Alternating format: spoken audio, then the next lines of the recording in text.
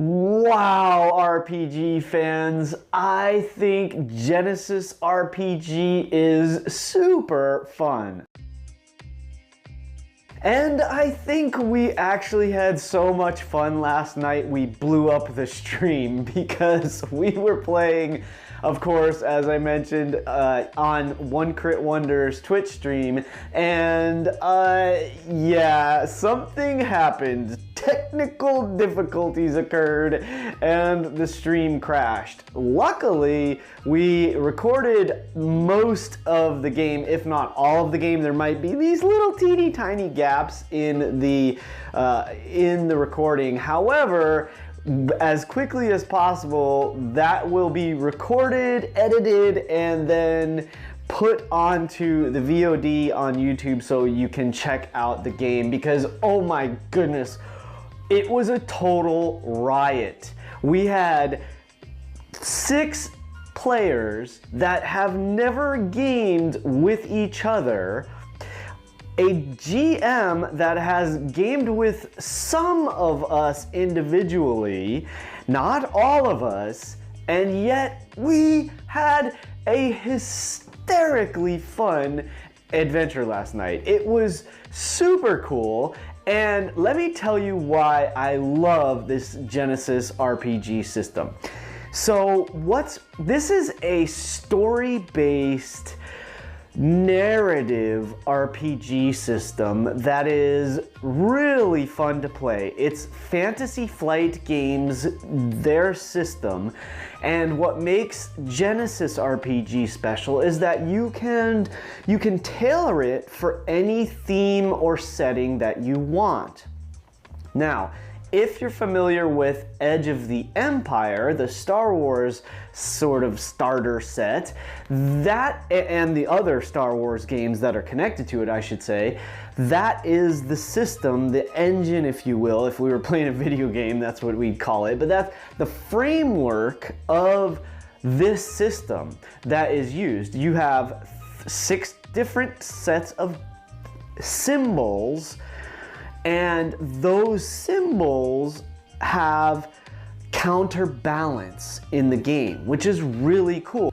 So you have success and failure, advantage and threat, and triumph and despair. These are the counterposing 3 and 3 dice combinations, and one cancels out the other. So if you get 2 successes and 1 failure, that means you have 1 success, and you understand the rest. I'm not going to go any more into how the dice actually work, because you can find that out by reading or looking at some other tutorials and how-tos here on YouTube. Right now, what I want to talk about is why I like that dice system, that setup, that mechanic, and how it worked in the game last night, and then talk a little bit more about the silliness that we got into. So check this out. The cool thing about the counterposing dice is that everyone has a dice pool, and the players have maybe a talent that gives them a certain number of dice,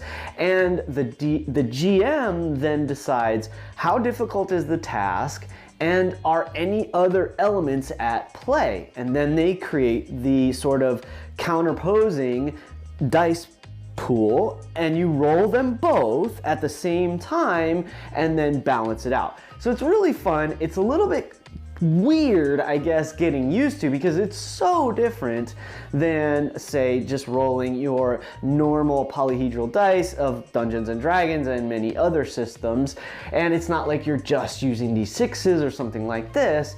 So you have to understand what that means, and then once you figure out how many successes, how many triumphs, how many of each of the symbols that you accumulate, then depending on whether you're doing something in a social system or you're doing, a social situation, or if you're doing something in a combat situation, the number of successes versus failures and so forth kind of tells you what happens and what you can do next. So there's a little bit of a learning curve. It doesn't take very long though, and I would suggest that by the end of the first session you play, most people are probably gonna get a sense of how it works and what they can do with their stuff.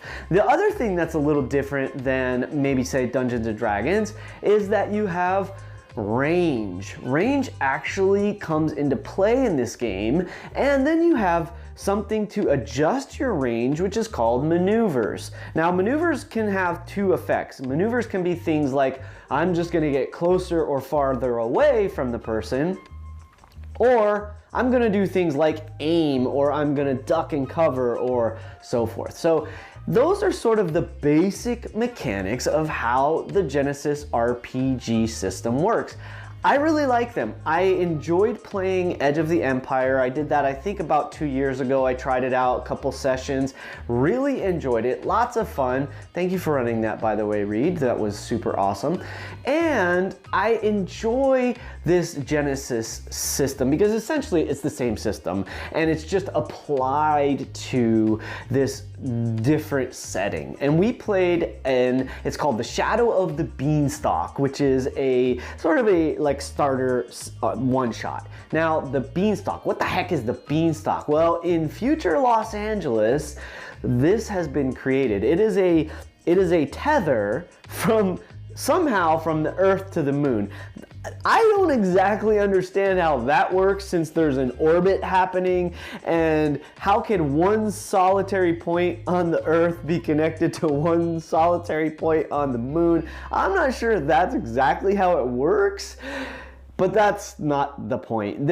Somehow there is a way to get from Los Angeles up into the low orbit and then to the moon, and it's called the Beanstalk. That was enough for me to get started with this game. If you're interested, by all means, look more into it and read about it. And we had so much fun last night. We are going to be playing a second round of this sometime in the near future because literally everyone at the table had a blast. We were laughing, we were just, there was tension, there was only a little bit of combat. That was an interesting part of this. We literally only had like one bit of combat at the very beginning, but every single player had at least one moment of something either, outrageously, funny to all of us, or like super appropriate and like meaningful. And we got to do some cool like net hacking and that kind of, so like computer hacking and like the threat of like getting found out or getting kicked out of the system and all that was exciting. And so there were so many things happening all at once.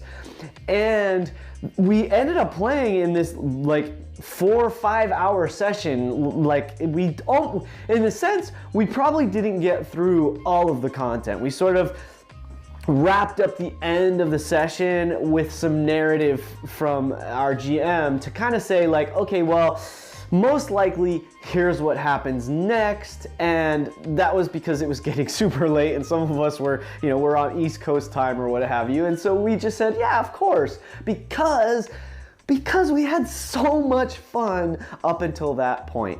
And there's something to be said about this because you know what?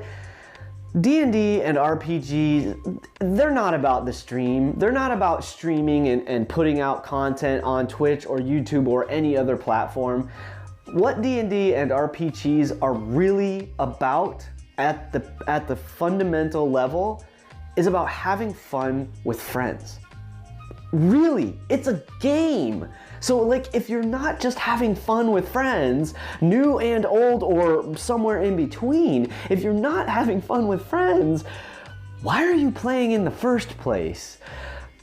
Anyway, more on that in another video. I want to highlight a couple of fun things that happened, and then we will touch base with this, I guess, the next time we play. So here's some quick highlights about some goofiness we got into last night. First of all, we found out that Mila, who was like the sharpshooter in our group, she's like this bodyguard, like think Amazon woman, super awesome. She's got like this cybernetic arm, and apparently apparently she is devastatingly effective in combat, because we were trying to like knock some guys unconscious and she just like obliterated one of them with one shot. It was super funny. Again, you can obviously, when the VOD is ready, check out the specifics of that scene, and it made this funny kind of ongoing gag about like, wow, how strong is Mila really? She even, the wonderful player decided that it would become her flaw in a way, or something about, or like a quirk of the character. Like, she doesn't know her own strength. Brilliant role playing. And then of course we also had Harry, which is like this private investigator, and he's being played by Tex, who was awesome. And just, and I should say, I will connect everyone's like information about who was actually in the game on Twitter, for the link for this video on Twitter. So if you're not following me, it's Gregory Festo on Twitter. There's a link in the information below. Follow me on Twitter, look for the link to this video, and it will then link you to the folks who we got to have fun with last night. And so Harry is this, think like Private Dick, really, and think like cliche noir. It was so hysterical. It was very funny, and I mean, just constantly like getting back to this last of like, you know, the city is dark. Let me tell you, it's just filled with liars and thieves, and that kind of, it was hysterical. I did not do it justice. It was super funny because it was this running gag, this bit, which of course, you know, comedy, sometimes you do things more than once, you do things as a pattern, and that becomes part of the comedy. So, you know, it just kept coming up and everybody was riffing on it and having a good time. It was just, there were some amazing moments. I gotta say, probably one of my favorite moments was actually, we have Vince, who's sort of this, how do I want to say? He's a con artist, okay? Let's just be nice to Vince. He's a con artist, and he was role played so beautifully and just slick and well spoken. And some of the moments that Vince had were some of my favorites. We had another great moment from Mila. She basically like literally made someone bleed by like staring daggers at them. We had this showdown kind of towards the end of the session, and she got her, you know, being this tough bodyguard type, is like literally staring daggers at an opposing bodyguard, and like the roles and the way it played out were like so effective that she injured him mechanically, which narratively we just obviously had a big goof and a good laugh about that too. And again, Vince, like, man, he was just, there were a couple of beats that Vince had where it was just brilliantly played. It made everybody laugh. It just made the story so engaging and fun.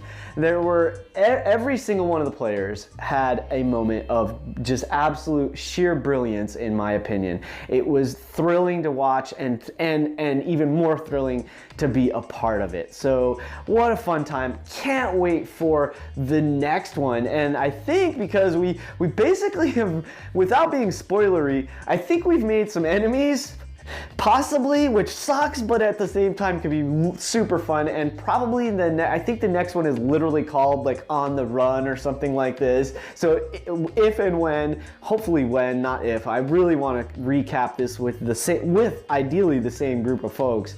When we recap this game, oh my goodness, will we have a blast. Wow, it's getting like crazy windy outside, and I feel like I could probably talk about this forever because I had so much fun last night. I mean, probably hours of just me gabbing. I will let you know as soon as the VOD is available so you can watch it on your own. I will see you tomorrow when I will be talking about collaborative roleplay. I said I previewed that video yesterday, but I decided to talk about the game last night instead. So keep rolling 20s until I see you at a table someday, and remember, it's your game, play your way. Wow, oh goodness gracious. A Twitch stream with a bunch of great triumphs and despair. You have advantage and despair. So you have it. I will tell you more about, wow, like wind and rain and thunder. And on top of that, I could probably talk about this game for hours and hours, and I will not do that to you. I will conclude.